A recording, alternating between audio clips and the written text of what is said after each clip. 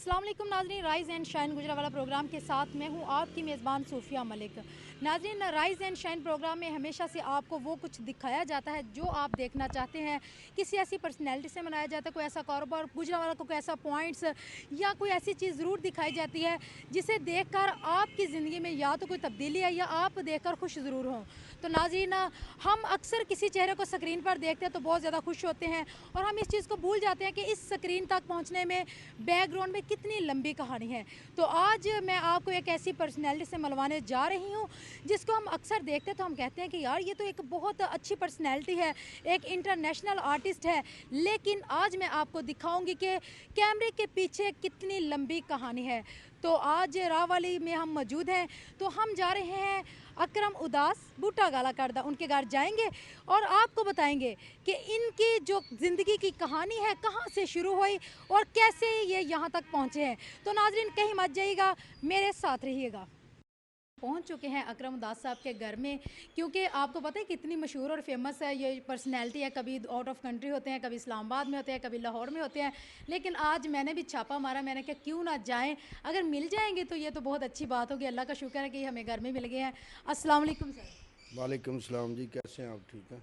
अल्हम्दुलिल्लाह, अल्लाह का शुक्र, बिल्कुल ठीक ठाक हैं। और बड़ी बहुत ज़्यादा खुशी हुई है कि आप हमें मिल गए हैं, क्योंकि आप तो नज़र ही कम बहुत ज़्यादा कम आते हैं पाकिस्तान में। नहीं, मुझे इसलिए आपने अचानक छापा मारा है। आप कुछ बता के आते थे, चलें कोई आपकी खिदमत वगैरह करते, लेकिन चलें ठीक है। अब टाइम बहुत कम होता है घर रहने के लिए, तो आज घर ही थे, पता नहीं आपको किसने इतला दे दी। बिल्कुल ऐसे ही। पता क्या है, हमें खाने पीने की बात नहीं, आपसे मिल ली है, इससे बढ़कर खुशी की और कोई बात नहीं। और दूसरी बात, अगर हम बता देते तो आपने ब्यूटी पार्लर में चले जाना था, उधर जाके तैयार होना था, फिर आपने और मुझसे कहीं ज़्यादा खूबसूरत लगने लग जाना था और आपने फिर कहना था ये ड्रेसिंग नहीं, ये करूँ, कौन सी ड्रेसिंग करूँ। इसलिए आपके लिए भी थोड़ी मुश्किल बन जानी थी। नहीं, वो तो ठीक है, लेकिन मैंने अब कौन सा ब्यूटी पार्लर से हो गई है, मैं अब लिपस्टिक लगा लड़कियों का होता है, लड़कों का तो बहुत कम होता है।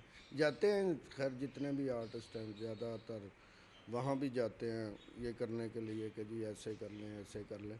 उसके बाद फिर कोशिश होती है कि यार चलें। मैं बहुत कम जाता हूँ, मैं नहीं, इतना नहीं जाता। तो सर, बात ये है कि हम ये चाह रहे हैं कि आपने जितनी स्ट्रगल की है बचपन से लेकर अब तक, क्योंकि कोई भी एक कामयाब इंसान होता है, हम उसकी वही स्क्रीन देखते हैं कि ये बंदा इस मुकाम पर है। लेकिन मैं अपने नाज़रीन को ये दिखाना चाहती हूँ कि एक कामयाब इंसान बनने के लिए हमें कितनी एफ़र्ट करनी होती है, कितनी मेहनत करनी होती है, इसके पीछे कितनी लंबी कहानी होती है। ये मेरा टॉपिक है और ये लेकर मैं आपके पास आई हूँ। और आज मैं जो पहला मेरा सवाल है, मैं यहाँ से स्टार्ट करूँगी कि नाम तो अकरम उदास है, लेकिन मैं जानूंगी कि बचपन में, जैसे हर एक इंसान का बचपन में नाम होता है, माँ किसी और नाम से बुलाती है, बाप किसी और नाम से, दोस्त, तो आपका नेम क्या था, आपको किस नाम से बुलाया जाता था? नहीं, वो मुझे अकरम ही कहते थे घर वाले। बचपन में माँ भी और बाप भी, जितने भी बहन भाई, जितने रिश्तेदार, सब अकरम के नाम से ही छेड़ा करते थे और बुलाया करते थे। दोस्त वगैरह जो है ना, वो कुछ एक नाम होता है। वही नाम हम सुनना चाह रहे हैं कि दोस्त किस नाम से बुलाते थे। वो मुझे ना शुरली के नाम से कहते ओह थे। माय गॉड, आप तेज थे इसलिए आपको। हाँ, बस वो ना बचपन में हम खेला करते थे, गुल्ली डंडा या क्रिकेट, या हमको एक बंदर के होते थे। वो अब खेलने नहीं रही, वो गेम में नहीं रही ना। तो मैं बहुत तेज़ होता था, तो सब लोग ना यही कहते, तो इस नाम से दोस्त जो है ना, वो चंद लोग जो है ना, वो दोस्त, वो ये कहा करते। बिल्कुल, हमारे जो क्लोज़ फ्रेंड होते हैं ना, वो हमारा कोई ना कोई नाम रख लेते हैं। अगर तो ये नाम आपके पेरेंट्स ने रखा होता तो मैं ज़रूर इस नाम से बुलाती, लेकिन दोस्तों ने रखा है इसलिए मैं तो इस नाम से आपको कभी नहीं बुलाऊंगी। और सर, मेरी बात दूसरी है कि आपका आबाई कारोबार क्या था? मैं खुद जी एक ज़िम्मेदार हूँ। मैं, माँ बाप ज़िम्मेदार थे, जितने भी बड़े हैं रिश्तेदार, जितने भी आज भी वो वाई बीजी का काम कर रहे हैं, सारा यही काम कर रहे हैं। वो सारा ना जी, हम, मुझे पता है कि कैसे ये कणक कैसे होती है, मूंजी कैसे होती है, पट्ठे कैसे होते हैं, किस मौसम में होते हैं, और कैसे ये ज़्यादा होते हैं, कैसे कम होते हैं, वो चीज़ें थी।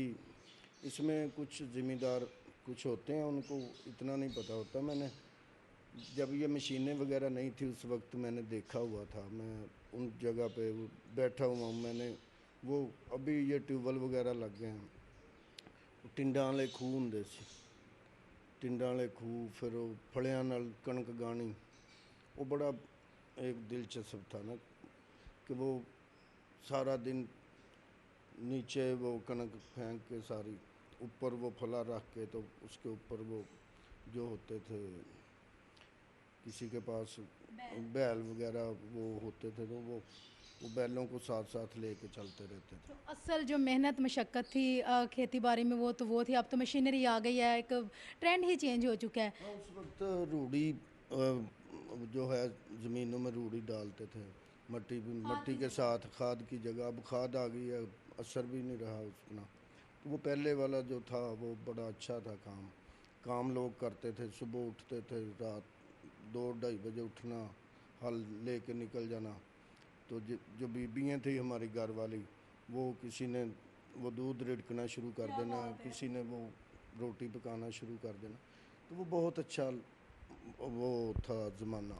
अब ज़माना चेंज हो चुका है, अब वो नहीं चीज़ रही कि वो यार ऐसा कर लें। देखें आजकल जितने भी हैं बच्चे या बच्चियां या बड़े, उनमें ताकत नहीं है, इतनी ताकत नहीं है। ताकत उसी वक्त थी जब अच्छी चीज़ खाने को असल मिलता था। अब तो बर्गर पे लग गए हैं बस। बिल्कुल ऐसा ही है। आजकल के बच्चे वाकई कहते हैं कि फ़ास्ट फूड होनी चाहिए, वो ना वो ताकत है, ना उस तरह से मेहनत करनी होती है। तो सर आपकी जो फ़ैमिली है, जिस तरह आपने अपना आबाई बिज़नेस बताया कि ये था, इसमें ना अक्सर इस तरह की फ़ैमिलीज़ में तालीम बच्चे बहुत कम हासिल करते हैं। तो आपने तालीम कहाँ तक हासिल की? नहीं, अल्हम्दुलिल्लाह मेरे बच्चे तलीम हासिल करेंगे, अच्छी करेंगे।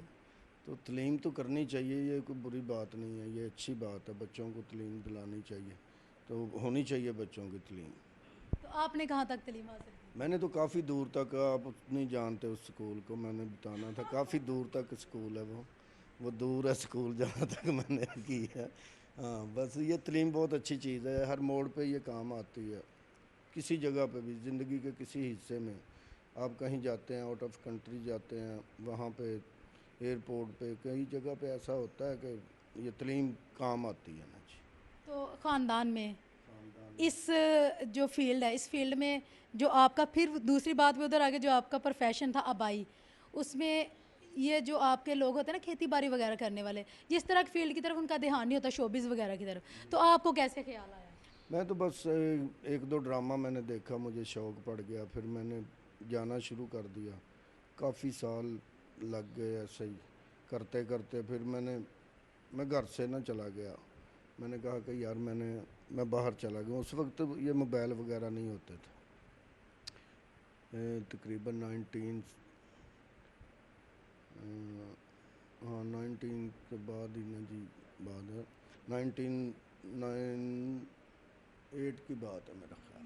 तकरीबन 22-23 साल पहले की बात। हाँ ये तकरीबन, तो मैं चला गया, घर से निकल गया, लाहौर चला गया। घर वालों को मैंने फ़ोन कर दिया, वो दूसरे फ़ोन होते थे PTCL। मैंने फ़ोन किया, मैंने कहा मैं दुबई चला गया हूँ। तो फिर कुछ दिन बाद, कुछ महीनों बाद ना जी, मेरे घर में आ गए, किसी ने देख लिया वहाँ पे, उन्होंने आके इधर बताया। इधर से सब लोग जो है ना फिर वो परेशान रहने लगे कि पता नहीं क्यों चला गया। फिर एक दोस्त थे, वो अल्लाह जन्नत नसीब करे, मेरे बहुत अच्छे दोस्त थे, आशिक हुसैन साहब, वो गए पीछे, जो मेरे अम्मी थे उन्होंने भेजा कि जाओ। तो मैं जब वापस वहाँ गया, वो मैंने देख लिया, तो मैंने कहा यार कोई गड़बड़ है, तो वो लेके मुझे आ गया। फिर अम्मी ने पूछा क्या बात है, क्यों नहीं आप घर आ रहे? मैंने कहा कि मैंने ड्रामों में काम कर। तो फैमिली वगैरह अच्छा नहीं समझती थी कि ज़िम्मेदार लोग, हम अच्छा नहीं लगता। तो फिर अम्मी ने कहा कि जाएं आप काम करें जाके ना। वाह माशाल्लाह, आपकी अम्मी ने इजाज़त दे दी? जब उन्होंने इजाज़त दी, पापा ने भी थोड़ी बहुत इजाज़त दे दी, फिर अल्हम्दुलिल्लाह मैंने जहाँ पे भी काम किया बहुत बरकत पड़ी काम में। मेरी कोशिश शुरू से है कि अच्छी बात करने की, यार को ऐसी बात हो जाए कि यार जो लोग फैमिलियाँ पसंद करें या हर बंदा, तो वो करता रहा। आहिस्ता आहिस्ता आहिस्ता आहिस्ता बस 5-10 साल में अल्लाह ने ऐसी इज्जत दे दी, फिर कर्म हो गया। तो बाकी आपके भाई कितने हैं, तो उनमें से कोई इस फील्ड में? मेरे नहीं इस फील्ड में ना कोई बच्चा, ना कोई भाई, ना कोई रिश्तेदार, ना कोई कोई नहीं है इस फील्ड में। मैं अकेला ही हूँ। एक मुझसे बड़ा है, एक छोटा है, हम तीन भाई हैं। तो वो अपना अपना काम कर रहे हैं, ये काम नहीं है। अच्छा, वो कारोबार कर रहे हैं। कारोबार कर रहे हैं जी सारे। तो आप ने कहा कि आपकी फैमिली में इस फील्ड में कोई नहीं है, तो आप माशाल्लाह इतने बड़े स्टार हैं, तो आपकी ख्वाहिश नहीं कभी हुई कि मेरी फैमिली में भी इस फील्ड में कोई और आना चाहिए? देखो बच्चों को पढ़ाएंगे, पढ़ना लिखना चाहिए, उसके बाद जो उनका फैसला हो, जो वो बेहतर समझें वो करें। ये नहीं करना चाहिए, बच्चों पे पाबंदी नहीं लगानी चाहिए कि आपने बेटा आपने जज बनना है या आपने कोई मजिस्ट्रेट बनना है। अगर कोई बनना चाहे उसमें इसलिए तो हो, ऐसी कोई बात हो नज़र आती हो कि यार ये बच्चा डॉक्टर बहुत अच्छा बनेगा, ये बच्चा क्रिकेटर बहुत अच्छा बनेगा, उसकी तरफ ध्यान देना चाहिए उसको। अगर कोई नहीं है तो मैं उसको कहूँ कि यार आप एक्टिंग करें, तो वो बुरी बात है। नहीं, वो नहीं होना चाहिए। बिल्कुल, आपकी बात बहुत अच्छी है कि हमें बच्चे का माइंड देखना चाहिए कि बच्चा किस तरफ जाना चाहता है। अगर हाँ, बच्चा जिस तरफ जाना चाह रहा है, हम उसी उसी तरफ उसकी सपोर्ट करेंगे तो वो कामयाब इंसान बनेगा। बिल्कुल ऐसे ही है, बच्चे को रोको ना, जो वो करना चाह रहा है उससे वो करने दो। ऐसा ना हो कि वो वेला फिरना चाहे तो ही कहो कि फिर ही जा। ਉਹਦੇ ਨਾਲ ਨਾ ਜੀ ਬੱਚੇ ਦਾ ਨੁਕਸਾਨ ਹੁੰਦਾ। ਉਹਨੂੰ ਬੱਚੇ ਨੂੰ ਪਿਆਰ ਨਾਲ पढ़ाओ लिखाओ, सारा कुछ करो। अल्हम्दुलिल्लाह बच्चे जो हैं मेरे बहुत अच्छे हैं, वो जो मैं कह रहा हूँ वही करते हैं जी। तो जब आपने इस फील्ड में कदम रखा तो पहला रोल आपने क्या किया था? क्योंकि अगर कोई भी बंदा इस फील्ड में नया आता है, उसका दिल करता है कि रात तो रात मैं स्टार बन जाऊं, तो आपको पहला रोल क्या मिला था? मैं कसाई का रोल किया जी मैंने। ठीक है जी, कसाई का रोल था मेरा। घर में पैसे लेने आता है गोश्त के, तो अल्लाह जन्नत नसीब करे। वो तकीर रिजवी साहब थे गुजरांवाला, बहुत सीनियर थे वो। जी उनका ड्रामा था, वो मैंने किया। एक शादी हाल था इधर स्टेट पे गुजरांवाला, वहाँ पे ड्रामा किया। फिर उसके बाद मैंने आर्ट काउंसिल हॉल था कमिश्नर ऑफिस के साथ, वहाँ पे किया। उसके बाद मैं रॉक्सी आ गया। रॉक्सी कमर्शियल ड्रामा जब पहला किया मैंने, वो नॉन कमर्शियल थे, ये कमर्शियल था। वो खालिद महर था, उनका ड्रामा किया मैंने। वो बहुत अच्छा ड्रामा था। उसमें कोडू साहब थे लाहौर से, शाहजब मिर्ज़ा साहब थे। तो मेरे लिए बड़ी बात थी कि यार मैं इन लोगों में से काम कर रहा हूँ, इन लोगों के साथ। उसके बाद करते करते करते करते फिर ऐसा वक्त आ गया कि जो बिग टीम थी, मानुल्लाह साहब, सेल अहमद साहब, मस्ताना साहब, मानद चांद साहब थे, कवि खान साहब थे, अपना ये बहुत बड़ी टीम थी। सेल साहब ने बहुत अच्छा ड्रामा वो तैयार किया, जब दाग नज़र आया। तो उसके बाद सेल साहब ने बहुत प्यार किया। उन्होंने मुझे कहा कि यार आप मेरे साथ ही ड्रामा करें। मेरी कोशिश थी कि यार मैं इनके साथ, बड़े लोग जो होते हैं उनके साथ काम करना फ़ख्र की बात होती है। तो मेरी कोशिश थी। फिर उसके बाद हमने 5 7 10 साल इकट्ठा काम किया। उसके बाद ड्रामे रिलीज़ होने शुरू हो गए। अच्छा काम था, वो बहुत अच्छा काम लेते थे। जो वो कहते थे हम वही करते थे, वो अच्छा हो जाता था। तो हम सीखते सीखते सीखते सीखते यहाँ तक पहुँच गए। अब भी सीख रहे हैं कि यार कुछ ना कुछ सीखने को मिल जाए, कुछ अच्छा कर जाएं इस दुनिया में, कुछ ना कुछ तो अच्छा कर जाए, जो लोग देख के कहें कि यार इन्होंने बहुत अच्छा किया।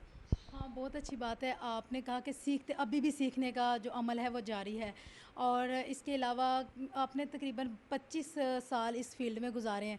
कभी ऐसा हुआ कि मायूसी हुई हो कि यार इस फील्ड में इतने साल गुजारे हैं, मुझे कुछ नहीं मिला, तो मुझे इसे लीव आउट कर देना चाहिए? नहीं, अल्हम्दुलिल्लाह मैंने जितना भी काम किया, मैं ख़ुद मुतमईन नहीं हुआ, लेकिन लोगों ने ना जी काफ़ी उससे पसंद किया। लोगों ने बहुत अच्छा लगा, लोगों ने बहुत प्यार दिया मुझे। मैं जो भी काम करता हूँ ऐसा नहीं करता कि यार मुझे पछतावा हो। मैं अच्छा समझ के करता हूँ, उसके बाद जो उसका रिज़ल्ट मिलता है वो अच्छा ही मिलता है। कोई भी काम है ना, आप अच्छा समझ के करेंगे तो आप मायूस नहीं होंगे। मायूस इस बात से होते हैं कि यार जब ये काम करते करते करते करते कुछ ऐसा डाउनफॉल आ जाता है कि कुछ गवर्नमेंट की तरफ से या कोई कुदरत की तरफ से ऐसा हो जाता है कभी कभार। उसमें ये होता है कि यार जो छोटे हैं ना आर्टिस्ट, उन्हें देख के बहुत परेशानी होती है, बहुत दिल परेशान होता है कि यार इनका कुछ नहीं होना चाहिए ना ऐसा। जो कुछ जो अच्छे लोग हैं, मैं अपने आप को इतना बड़ा नहीं कहता कि यार, मैं ये समझता हूँ कि यार हम लोग कुछ तंग पड़ जाते हैं कि यार खर्चा खर्चा खर्चा तो होता है इंसान का, कुछ भी हो खर्चा होता है, लेकिन उसके बाद जो होते हैं ये छोटे, जो 5-7 हज़ार 10 हज़ार लेने वाले, वो तो फिर परेशान बहुत ज़्यादा होते हैं। उन्होंने किराए पे घर लिए होते हैं, सारा कुछ किराए पे होता है। उनको देख के ना बड़ी परेशानी होती है कि यार, ये पिछले दिनों में ये कोरोना के टाइम में आप लोगों ने देखा होगा कि ये काफ़ी लोग, कोई कह रहा है मैं गुर्दा बेच रहा हूँ, कोई कुछ कर रहा हूँ, कोई कुछ कर रहा हूँ। उनको देख के मायूसी होती है कि यार ऐसा नहीं होना चाहिए। हाँ, बिल्कुल आपकी बात ठीक है, क्योंकि जो आर्टिस्ट होते हैं बहुत हसास दिल के मालिक होते हैं और बहुत ज़्यादा बर्दाश्त होती है इन लोगों में। लेकिन जब एक चीज़ हद से ज़्यादा तजावज़ कर जाती है तो दुख तो तकलीफ़ तो होती है। पिछले दिनों में देखा था कि सोशल मीडिया पे हमारे कुछ आर्टिस्ट थे जो वाक़ई किडनी सेल करने का कह रहे थे, तो वाक़ई सुन के तकलीफ़ होती है। तो आप साइड बिज़नेस होना चाहिए, आपको क्या लगता है? क्योंकि हम इस चीज़ पे एफ़र्ट कर रहे हैं, तो हमें कोई साइड बिज़नेस या ऐसा कुछ सोचना चाहिए जब ऐसी आफ़त या इस तरह के मसाइल हमारी ज़िंदगी में आए, तो हमें क्या सोच के रखना चाहिए उस दिन के लिए भी? नहीं, वो देखें, वो जब अल्लाह की रहमत होती है, काम मिलना शुरू हो जाता है, काम करना शुरू हो जाता है, तो ये होना चाहिए छोटा मोटा जो है ना, वो कुछ काम ऐसा होना चाहिए साइड बिजनेस कि जिसकी वजह से ना वो घर के किचन चल सके ना। अगर नहीं करोगे तो फिर पछतावा ही होगा, फिर ऐसा ही होगा, फिर किडनियाँ बिकेंगी, फिर रोज़गार होगा, सड़कों पे आ जाएंगे, बेरोज़गारी बढ़ती जाएगी। ऐसा है कि कोई काम, छोटा मोटा काम, कोई भी आर्टिस्ट है आम जिंदगी में, कोई बैंक में है या किसी फील्ड में भी तलक रखने वाले लोगों को साथ काम करना चाहिए। ये फेमस लोग होते हैं इसलिए पता नहीं लोग कितने किडनी बेच रहे हैं, कितने लोग ऐसा कर रहे हैं, कितने लोग बीमार पड़े हैं, कितने लोग के घरों में खाना नहीं है, वो सामने नहीं आ रहे ना। तो आर्टिस्टों की पहचान होती है, वो सब ये कहते हैं यार, एक बंदा बाहर आ जाए तो वो कहते हैं यार देखेंगे आर्टिस्ट क्या कर रहे हैं, उसको नहीं कहेंगे ना, वो सबको कहेंगे। तो सबको मैं यही कहूँगा कि जब हालात अच्छे होते हैं तो उस वक्त अपने आप को सेफ करके कोई काम ऐसा कर लेना चाहिए जिसकी वजह से ना बाद में शर्मिंदगी न उठानी पड़े। तो बिल्कुल आपने ठीक बात की है कि साइड बिज़नेस छोटा-मोटा कोई ना कोई होना चाहिए है, ताकि बंदा अपनी सफ़ेद पोशी को उसमें छुपा के रख सके। जी जी। और आपने जब ये फ़ील्ड जॉइन की थी तो आपको पता था कि आप एक बहुत इंटरनेशनल स्टार बन जाएँगे? नहीं, ये किसी को नहीं पता होता। ये तो देखें, बंदा ना जी काम कर रहा हो, अच्छा काम कर रहा हो तो मंजिल अल्लाह ताला उससे दे देता है। वो जिस रास्ते पे चल पड़े, अच्छे रास्ते पे चलेगा तो इंशाल्लाह अल्लाह ताला उसका साथ ज़रूर देगा। अल्लाह ताला को साथ लेके, माँ बाप को साथ लेके, माँ बाप की दुआएं साथ लेके बंदा चले। मेरी नीयत, मैं अपनी नीयत की अपनी बात कर रहा हूँ कि मेरी नीयत आज भी ऐसी है। मेरा कोई भी काम रुका हो, कोई काम ना हो रहा हो, मुश्किल में हो, तो मैं माँ बाप की कब्र पे जाता हूँ, ऐसे ही ज़िद करता हूँ जैसे मेरे सामने बैठे हैं। तो वो मेरी माँ की, मेरे बाप की, मेरे बहन भाइयों की, मेरे दोस्तों की दुआएं मेरे साथ हैं। वो मेरे अल्हम्दुलिल्लाह मेरे रास्ते में रुकावट नहीं बनती ना, कोई रुकावट नहीं बनती। मैं कोई भी काम करता हूँ, नीयत से करता हूँ, तो अल्लाह ताला ज़रूर साथ देता है। बिल्कुल आपकी बात ठीक है कि वालदैन की जो दुआएं होती हैं ये तो हमें बहुत ज़्यादा अज़ाब में, दुनिया में अगर हम पे कोई मुसीबत आ जाती है, आफत आ जाती है, तो वालदैन की दुआएं हमें उससे निजात हासिल करवा देती हैं। तो बचपन से लेकर कोई ऐसी ख्वाहिश जो आपको लगा हो कि ये ख्वाहिश पूरी है, क्योंकि ख्वाहिश एक ऐसी चीज़ होती है कि ज़िंदगी गुजर जाती है लेकिन इंसान की ख्वाहिशात जो है वो कभी मुकम्मल नहीं होती। ऐसी ख्वाहिश जो पूरी हो गई हो और ऐसी कोई ख्वाहिश जो अभी अधूरी हो? अल्लाह ताला ने मुझे जो भी दिया ना, ये मैं कहता हूँ कि अल्लाह का लाख शुक्र है। मैंने जो भी नीयत की, जिस जगह की नीयत की, जहाँ पे जाने की नीयत की, अल्लाह ताला ने मेरी पूरी की है। मैं एक थी जेन में पहले, वहाँ पे भी होके आ गया मैं। बस ज़िंदगी में ये था कि यार अल्लाह का घर देख लूँ, नबी पाक सरकार का रोज़ा मुबारक देख लूँ। मैं वो भी देख आया। फिर उसके बाद मेरे अचानक कुछ ऐसी जेन में आएगी ना कि यार कोई ऐसा था बंदा या कोई वलीलिया, कोई पैगंबर, तो उन्होंने ये काम किया, तो मेरे जेन में आ जाएगा ना तो मैं कहूँगा यार मैंने जाना है वहाँ, तो मैं चला जाता हूँ। एक मर्तबा मैं दोस्त के साथ बैठा हुआ था तो उन्होंने कहा कि यार युगंडा में एक ना वो है दरिया, जहाँ पे वो लोग ना जी बेटियों को दफन किया करते थे। तो उसके बाद हज़रत नूह अलैहिस्सलाम ने जब रुका भेजा तो वो वहाँ रुका दफन कर दिया। तो वहाँ उस पर लिखा हुआ था कि अगर अल्लाह की मर्ज़ी, वो चलता नहीं था, दरिया बंद हो जाता था ना, चश्मा जहाँ से चश्मा था वो रुक जाता था। जब वो एक बेटी को, जवान बेटी को खूबसूरत दुल्हन बना के उसे तो वहाँ पे दफन करते थे, तो फिर वो चलता था। तो दौरे हुकूमत थी हज़रत नूह अलैहिस्सलाम, सॉरी वो मेरे जहन से निकल गया, उन्होंने भेजा हज़रत उम्र फ़रूक, सॉरी हाँ ये थोड़ा सा काट देना, हज़रत उम्र फ़रूक, उन्होंने रुका भेजा कि अगर चलना है तो अपनी मर्ज़ी से, तो ना चलना, अगर अल्लाह की मर्ज़ी से चलना है तो रुकना नहीं है। फिर वो रुका नहीं, आज तक नहीं रुका। वहाँ पे मैं एक जेन में आ गई कि वहाँ जाना है, तो हम वहाँ ही बैठे बैठे दोस्तों ने ना वीज़ा डाल दिया, वीज़ा आ गया, वहाँ से ही उठे हैं तो घर आए हैं, कपड़े पकड़े हैं तो चले गए। ज़बरदस्त है, ज़बरदस्त है।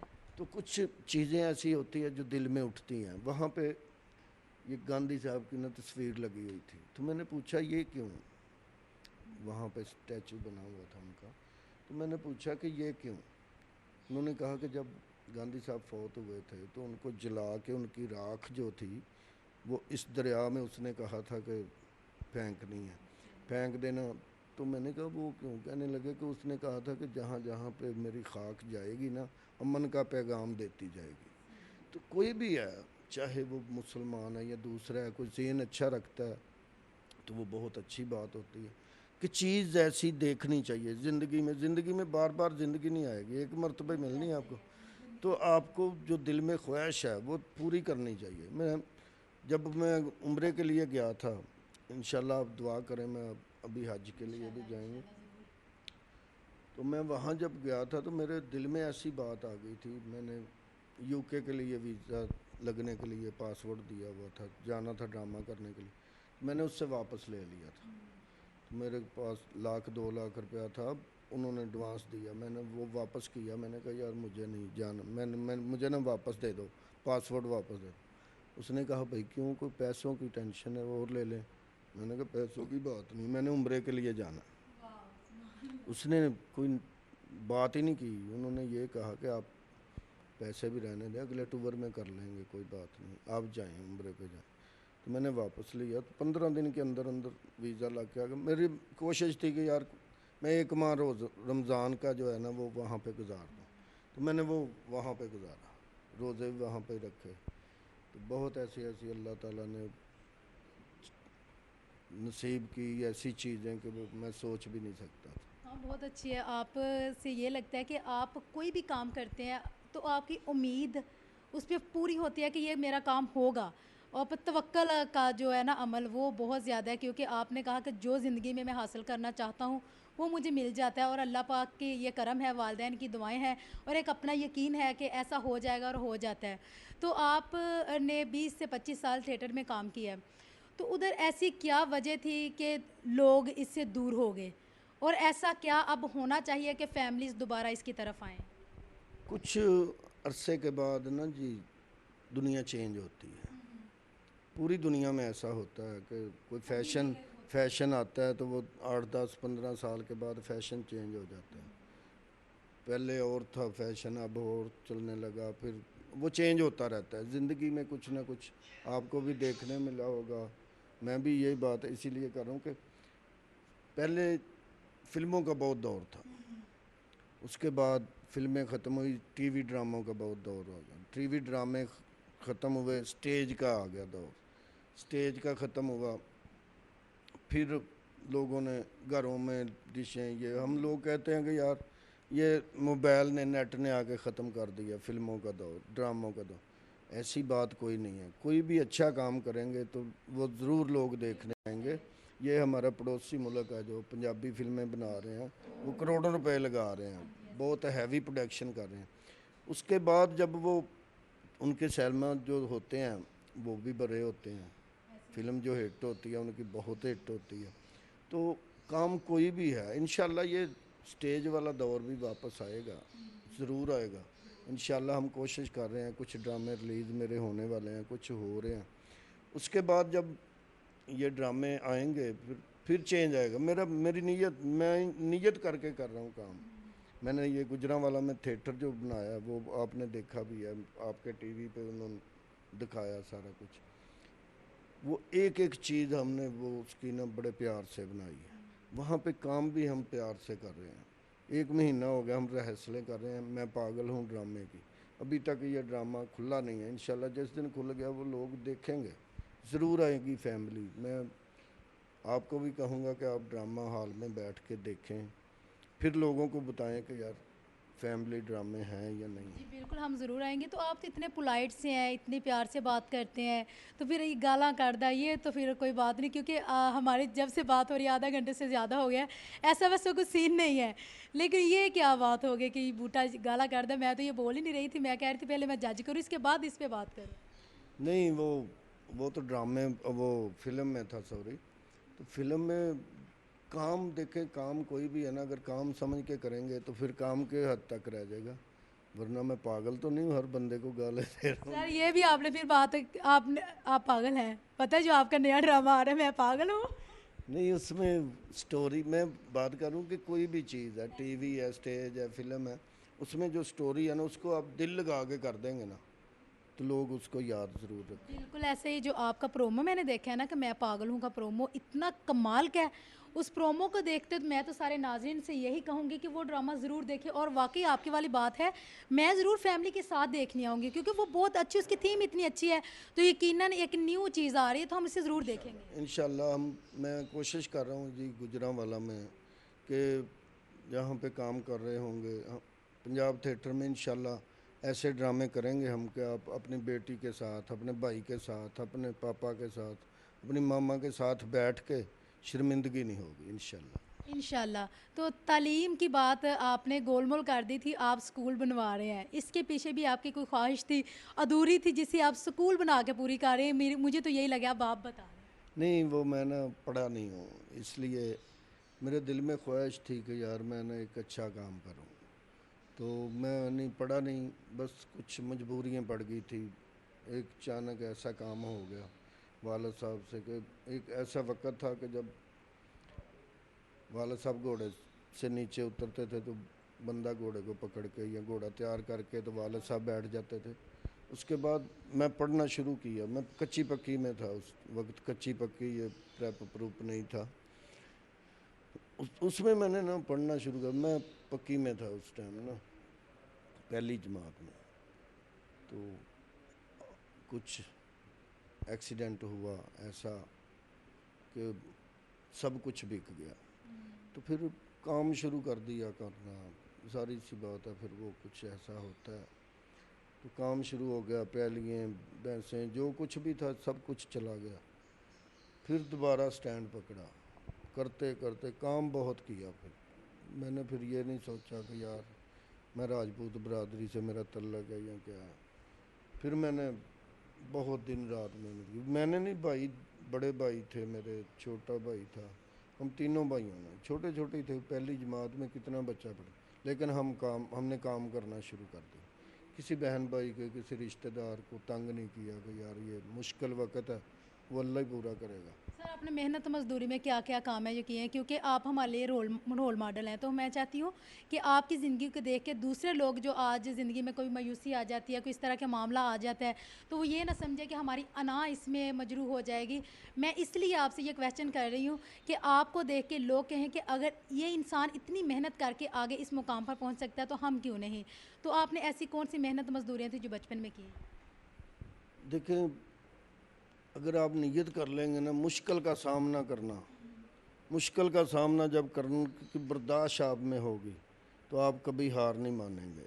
मुश्किल का सामना करना पड़ेगा तो मुश्किल आपके आगे लग जाएगी, भागना शुरू कर देगी। जब आप मुश्किल के आगे लग जाएंगे ना तो फिर वो सारी ज़िंदगी आपको दबा देगी, इतना दबा देगी कि आप उठ नहीं सकेंगे। फिर बाकी की ज़िंदगी जो है ना, वो समझ लें कि आपने वैसे ही जाना है। नीयत बड़ी रखनी है, सोच बड़ी रखनी है, काम चाहे कोई भी करो। तो ये नहीं सोचना कि यार मैं आज एक रेडी लगा रहा हूँ तो कल मेरा बेटा रेडी लगाए या मैं सारी ज़िंदगी रेडी लगाऊंगा, ये नहीं सोचना। मैंने खुद किया ये काम। मैं दुकान, फ्रूट की दुकान थी मेरी, मैंने दुकान से जब मंडी में जा रहा था तो मंडी में देख रहा था यार ये मंडी जो है, ये लोग जो इधर बैठ के बेच रहे हैं ये हमें देते हैं, ये भी तो कुछ कमा रहे हैं ना। मैंने वो शुरू कर दिया, ठीक है ना। मैंने बहुत काम किए, मैंने गुजरांवाला में जितने काम है, सिल्वर का, स्टील का, लूमा का, ये लूमो शूमो के सारे काम मैंने किए। भट्ठे पे ईंटें डाली मैंने, ठीक है, ट्रालियों पे दिहाड़ी लगाई, मिस्त्रियों के पीछे मजदूरी की, बर्फ़ वाला फट्टा लगाया, करियाने वाली दुकान मैंने रखी, ठीक है जी। मैं कह रहा हूँ कि मैं कोई काम करने शाम को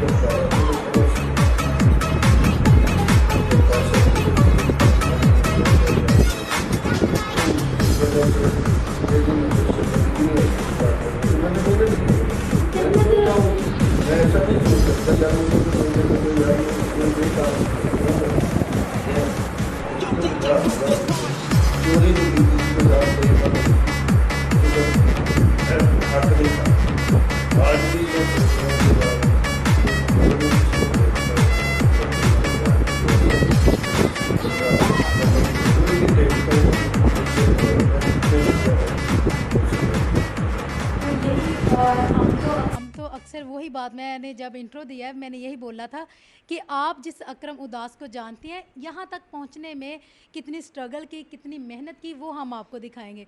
और ये बात मैं आपसे पूछना चाह रही थी तो आपने बता दी। आज भी अल्हम्दुलिल्लाह मैं नाम भी है, सब कुछ है, यहाँ पे बैठे हैं बच्चों को, या मैं खुद चाहता हूँ कि यार काम जो है ना, मेरे 3-4 काम है मैंने शुरू किए हुए हैं।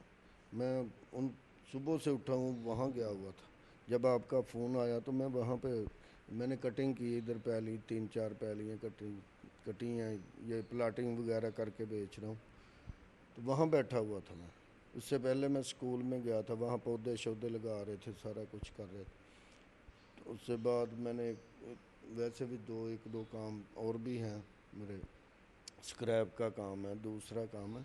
मैं इसी पे काम फोकस नहीं कर रहा कि यार यहाँ से ही मैं खाऊंगा, यहाँ से ही कमाऊंगा। मेरे अल्हम्दुलिल्लाह मैंने काम साथ साथ करता हूँ, मैंने काम नहीं छोड़ा कोई।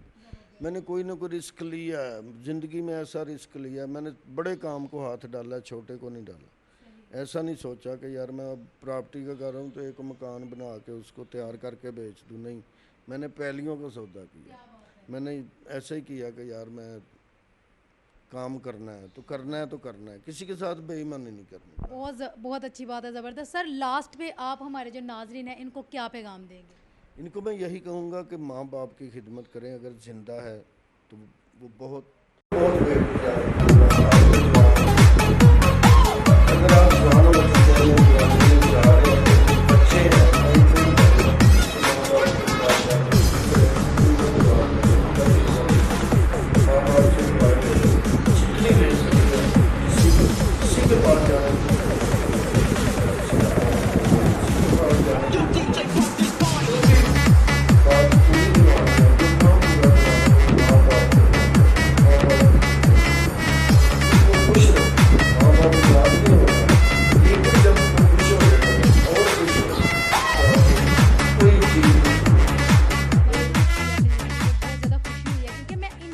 आपको जानना चाहती थी कि यहाँ तक क्यों हम चाहते हैं कि आप जैसे जो रोल मॉडल लोग हैं, हमारी आवाम को, हमारी यूथ है, उनको पता चले कि मेहनत से ही इंसान आगे जाता है।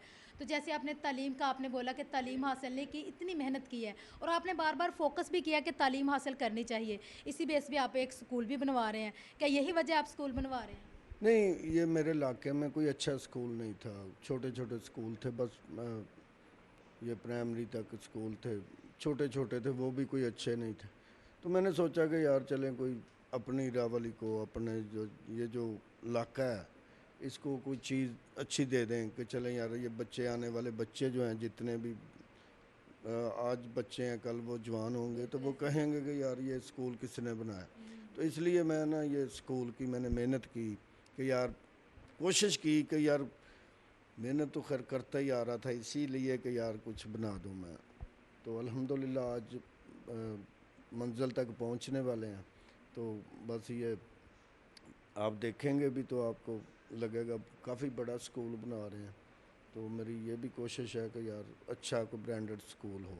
बहुत ज़बरदस्त चीज़ है। तालीम कम हासिल की है, स्कूल बनवा रहे हैं। इसके अलावा अगर थिएटर में इतने साल गुज़ारे हैं, जो जो कमियाँ कोताह आपने देखी हैं, उन कमियों को पूरा करने के लिए आप अब अच्छा थिएटर भी एक खूबसूरत अच्छा एक बना अच्छी रहे चीज़ वो भी आप दे रहे हैं। तो आपके साथ बात करके बहुत अच्छा लगा। लास्ट पे आप हमारे नाज़रीन को क्या पैगाम देंगे? उनको किस हद तक मेहनत करनी चाहिए कामयाब होने के लिए? क्या हैं। कहेंगे? उनको कहूँगा कि जो भी कर रहे हैं उसको उससे बड़ा सोचना है, छोटा नहीं सोचना। जो अगर काम कर रहे हैं, एक बंदा रेहड़ी लगा रहा है वो बेटे को भी रेहड़ी पे खड़ा कर देता है, वो अपने बेटे को रेहड़ी पे खड़ा कर देता है। वो ये सोचे कि यार आज मैं रेहड़ी पे हूँ, कल मैंने वो दुकान पे जाना है। क्या बात है। वो दुकान में बैठ के सोचेगा यार मैं आज इधर बैठा हूँ, मैंने कल इससे अच्छी जगह पे जाना। तो जब आपकी सोच बड़ी हो जाएगी, आपकी जेन में ऐसी बात आ जाएगी कि मैंने इस बात को वहाँ तक पहुँचना है, तो वहाँ पहुँचने के लिए आपने क्या करना है, फिर वो कोशिश करेंगे कि यार मैंने आज साइकिल पे हूँ, मोटरसाइकिल पे आना है, तो मोटरसाइकिल के लिए आप मेहनत करेंगे ना। तो जब मेहनत करना शुरू कर देंगे तो आप मोटरसाइकिल पे चले जाएंगे। जब मोटरसाइकिल पे बैठ के जाएंगे आपने सोचना यार मैं गाड़ी में जाऊँ। तो ये ना सोचें कि यार ये मोटरसाइकिल पे रहना है, ये सोचना है कि मैंने गाड़ी पे जाना है। गाड़ी के बाद फिर आपने सोचना है कि यार मैंने इस मुल्क में रहना है या नहीं रहना है, या किसी और जगह जाके काम करना। सोच अपनी बड़ी रखनी है, सोच छोटी नहीं रखनी। ये अगर 100 रुपया है आपके पास तो आपने 500 का सौदा करना, 100 का नहीं करना। वो 400 अल्लाह देने वाला है अगर आप नीयत से काम करेंगे। थैंक यू सो मच नाज़रीन, आपने सुना इनका कहना है कि अगर आप अपनी सोच वसी रखते हैं, इरादे पुख्ता रखते हैं तो कामयाबी आपका मुकद्दर ज़रूर बनती है। इसके साथ ही आज के प्रोग्राम राइज़ एंड शाइन का वक्त ख़त्म हो जाता है। अपनी मेज़बान सूफिया मलिक को दे इजाज़त। अल्लाह हाफ़िज़।